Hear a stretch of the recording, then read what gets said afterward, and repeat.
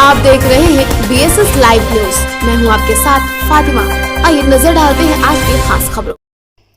सीतापुर जनपद के महमूदाबाद तहसील में समाजवादी व्यापार सभा ने मनाया नोटबंदी काला दिवस। नोटबंदी दिवस को काला दिवस मनाते हुए आज समाजवादी व्यापार सभा ने पद यात्रा धरना प्रदर्शन आयोजित किया। समाजवादी व्यापार सभा के प्रदेश अध्यक्ष संजय गर्ग ने कहा कि नोटबंदी देश विशेषकर व्यापारी समाज को तबाह और बर्बाद करने वाला भाजपा का तुगलकी फैसला बताया।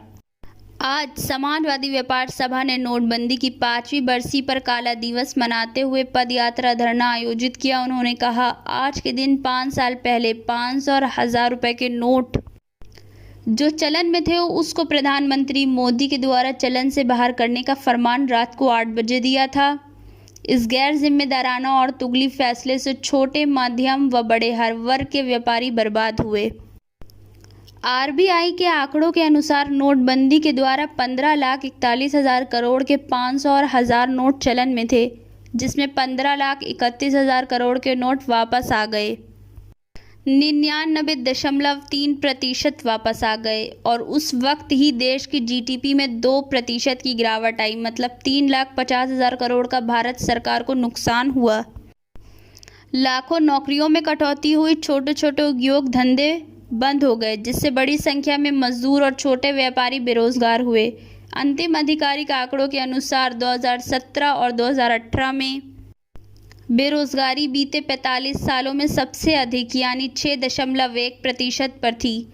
CMI के हाउस होल्ड सर्वे के अनुसार ये दर तब से अब तक लगभग दोगुनी हो चुकी है। प्यू रिसर्च के अनुसार 2021 की शुरुआत से अब तक 2.5 करोड़ से अधिक लोग अपनी नौकरी गंवा चुके हैं और 7.5 करोड़ लोग गरीबी रेखा पर पहुंच चुके हैं, जिनमें 10 करोड़ मध्यम वर्ग का 1/3 शामिल है। कितने लोग ATM की लाइन में खड़े रहने के कारण मर गए, कितने मरीजों ने अस्पताल में समय से दवा न मिलने पर दम तोड़ दिया, कितनी बहनों की शादियां टूट गईं, किसानों की खेती पर बुरा असर पड़ा आदि। नोटबंदी के दौरान मोदी जी ने कहा था, सिर्फ मुझे आप 50 दिनों का समय दे, मैं नकली करेंसी, काला धन, भ्रष्टाचार और आतंकवाद को खत्म कर दूंगा।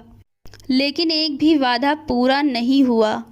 नोट काले सफ़ेद नहीं होते, आपका लेन देन काला सफ़ेद होता है। तत्कालीन मुख्यमंत्री अखिलेश यादव ने नोटबंदी के तुगलकी फैसले की वजह जान गंवाने वालों के परिवार को मुआवजा दिया, परंतु भाजपा सरकार का रवैया बहुत ही संवेदनहीन रहा।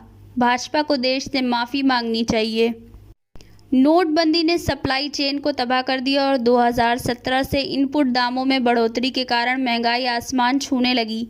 भाजपा जब सरकार में आई उस समय भारत की GDP उच्च स्तर यानी 7.8% पर थी, जो 2019 और 2020 की चौथी तिमाही के दौरान दशक के सबसे कम स्तर यानी 3.1% पर आ गई।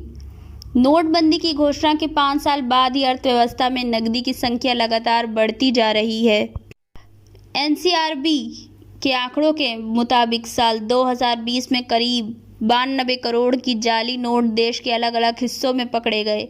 समाजवादी व्यापार सभा ने मांग रखी कि भाजपा इस बिना सोचे समझे गैर जिम्मेदाराना तरीकों से लागू की गई नोटबंदी के लिए देश से माफ़ी मांगे।